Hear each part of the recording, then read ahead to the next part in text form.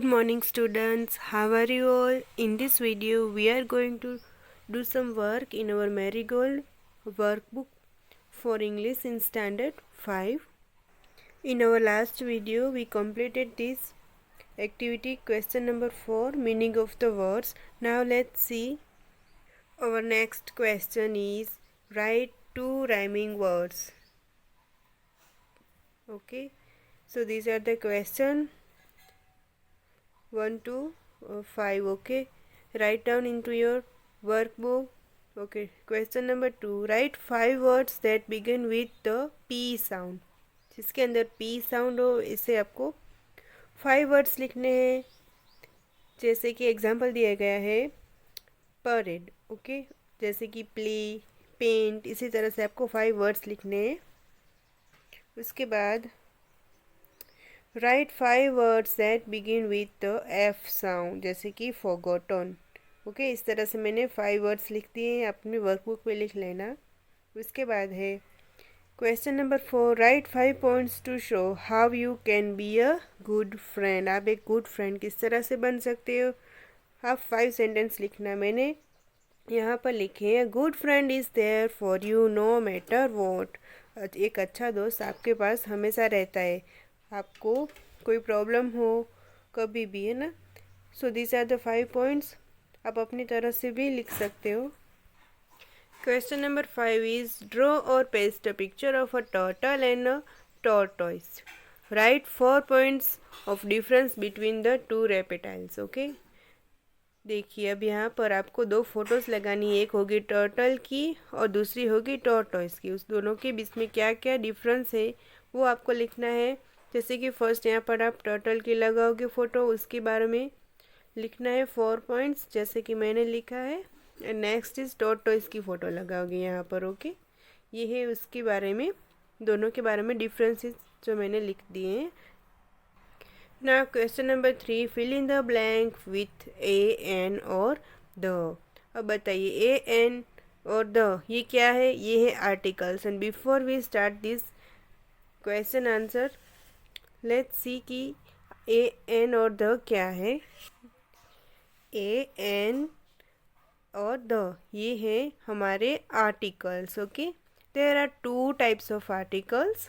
First is indefinite article and second is definite article. Indefinite article क्या होते हैं, जैसे कि ए और एन है, और डेफिनेट आर्टिकल है the. Okay, see use of indefinite articles.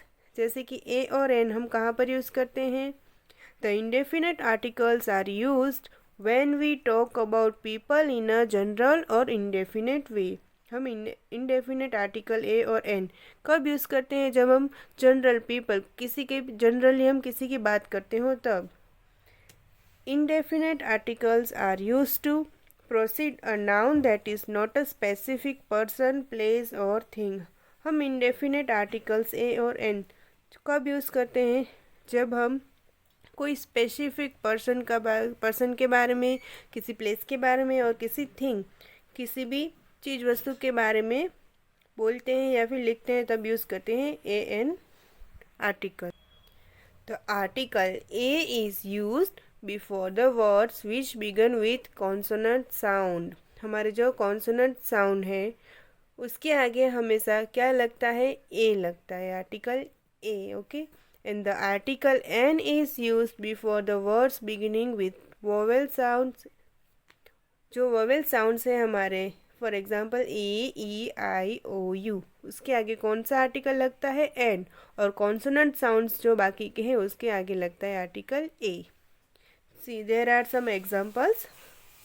First देखिए, सी इज़ एन इंडियन. देखिए यहाँ पर कौन सा लेटर आया, आई. आई कौन सा है आर्टिकल हमारा, जो एक वोवेल भी है, इसलिए हम उसके आगे क्या लगाते हैं, एन. कोई भी वोवेल साउंड होगा तो आप आगे एन लगाओगे. नंबर 2 देखिए, I have a pet dog. Pet dog के बारे में बात कर रहे हैं हम जनरली. ओके, यहाँ पर कोई वोवेल है नहीं है, यहाँ पर कौन सा साउंड है, कॉन्सोनेंट साउंड. सो हमने क्या लगाया, आर्टिकल ए. इसके बाद देखिए, सी इज़ अ यूरोपियन. अब आप कहोगे यहाँ पर ई है, एक वोवेल है ना। तो हमने यहाँ पर ए क्यों लगाया, बिकॉज ऑफ कि यूरोपियन है ना, ई को हम यू साउंड करते, जैसे कि सी इज़ अ यूरोपियन, तो यू साउंड हुआ, इसीलिए हम यहाँ पर ए लगाएंगे।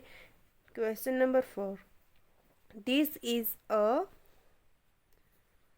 This is a unique idea. देखिए यहाँ पर भी यू है, एक वोवेल साउंड आ गया, फिर भी हमने ए लगाया, क्यों, बिकॉज ऑफ कि साउंड यहाँ पर यू हो रहा है। यूनिक आइडिया और नहीं आ रहा, इसीलिए हम यहाँ पर ए लगाएंगे, आर्टिकल ए।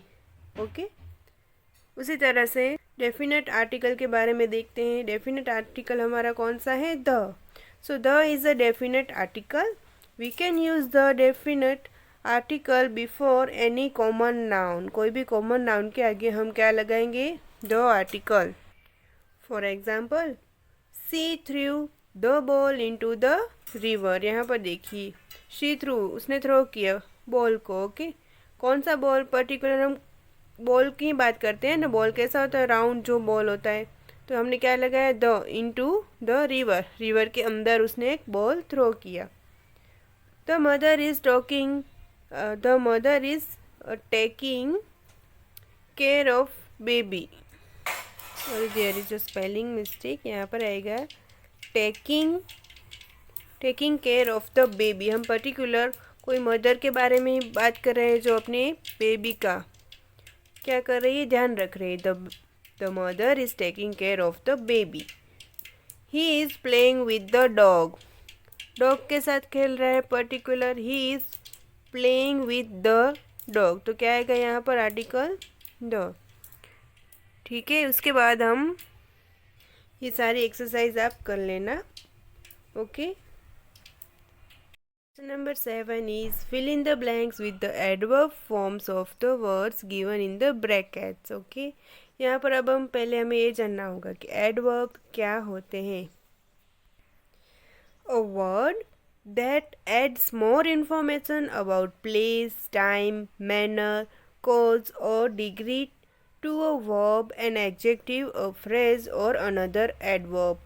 एडवर्ब क्या होते हैं, जो हमें इंफॉर्मेशन देते हैं, मोर अबाउट अ प्लेस, किसी प्लेस के बारे में, कोई मैनर के बारे में, किसी वर्ब के बारे में, किसी सेंटेंस के अंदर, है ना, उसको उसके आगे जब हम वो बहुत इंफॉर्मेशन ऐड करता है, उसे हम कहते हैं एडवर्ब।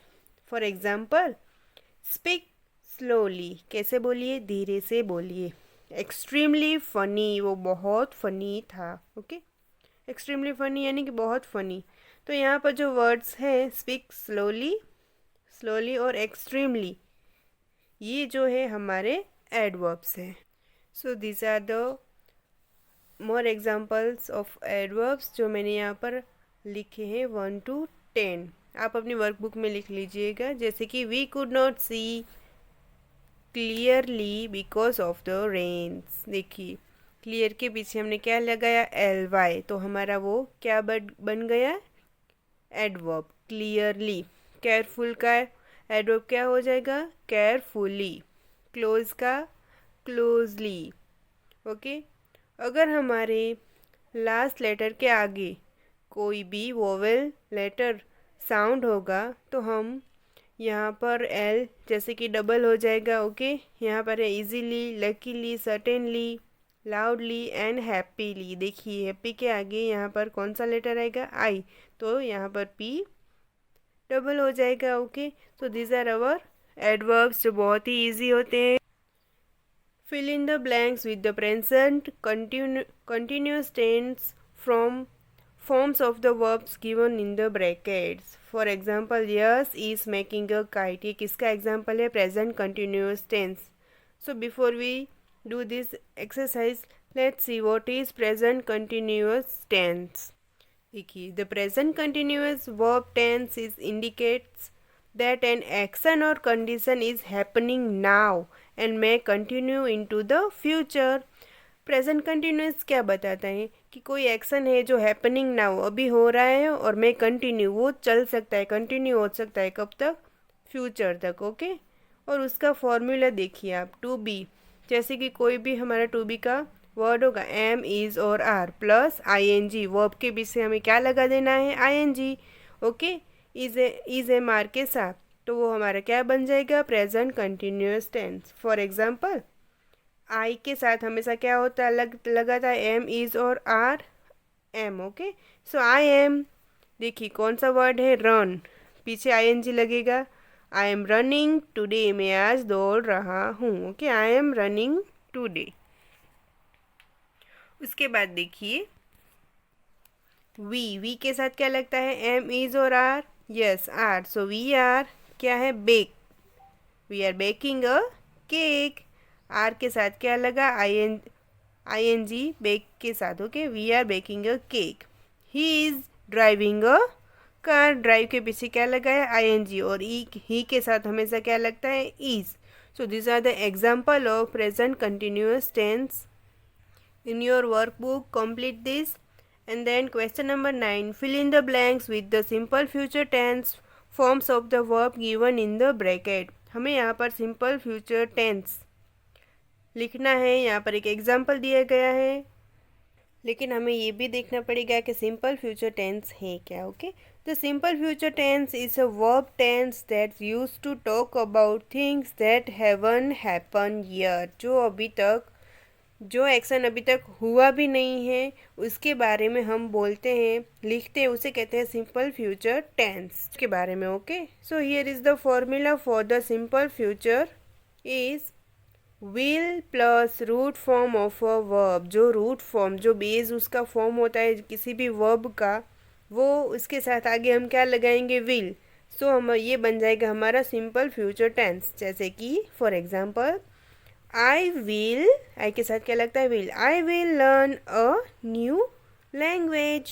ओके, ये हुआ हमारा लर्न का root form of a verb, ये हमारा वर्ब है, उसके साथ प्लस क्या लग गया, विल। देन देखो, she will read that book. Okay, so this is our simple formula of simple future tense. And do this exercise into your workbook. Okay, 8 तक कर देना। Question number 10, rewrite the sentence using full forms for the underline words. यहाँ पर full forms लिखने हैं।